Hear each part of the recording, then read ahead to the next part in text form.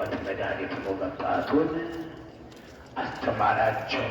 ሆሳዕና በአርያም ከላይ ከአርያም ከአብ አካል ዘማካል ባህሪ ዘማህሪ ቅድመ ዓለም የተወለደው ድኅረ ዓለም ከእመቤታችን ከቅድስት ድንግል ማርያም ከሥጋዋ ሥጋ ከነፍሷ ነፍስ ነስቶ እንበለ ዘር እንበለ ሩካቤ ማኅተመ ድንግልናዋን ሳይለውጥ ተጸንሶ ማኅተመ ድንግልናዋን ሳይለውጥ ተወለደ።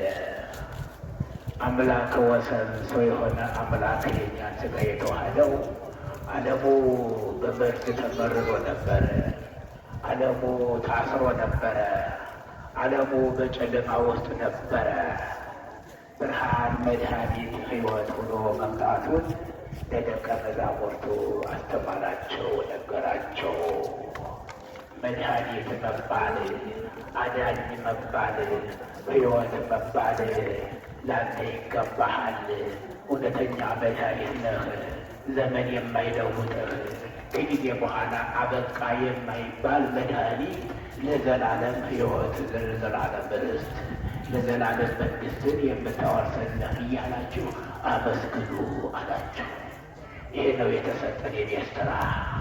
በዓለሙ መርዝ ልንመረዝ ሳይሆን እግዚአብሔርን ልናመሰግን ነው።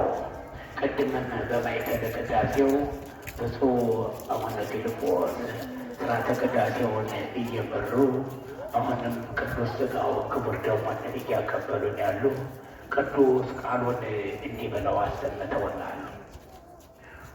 ሁሩ ሀገረ ዘቅድሜክሙ ወተረክቡ እድግተ ስተ ምስለ እዋላ። ሂዱ ወደፊታችሁ አህያዋን ከወርንጭሏ ጋር ታስራ ታገኛላችሁ።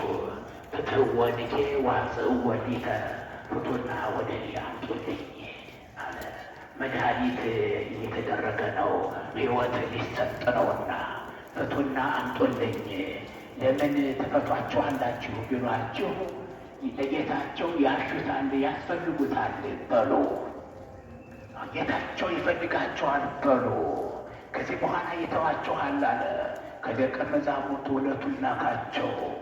ቤተ ፋጌ መስቀለኛ መንገድ ባለችበት ወደ ኢየሩሳሌም አቅራብ ያላለች በደብረ ዘይት እልፍ ብሎ ያለች ቦታ፣ በዚያ ቦታ ሄዶ ጠፍተው ጌታ የሌላቸው የማናቸው ተብለው ዝም ብለው ቁጭ ብለው ነበረ ይላል በወንጌሉ። ሲፈቷቸው ለማናቸው ጌታቸው ይሻቸዋል። ባለ ንብረቱ ነው፣ የባለ ንብረቱ ልጆች ናቸው ብለው ምንም አልጠየቋቸውም ይላል በሰሙ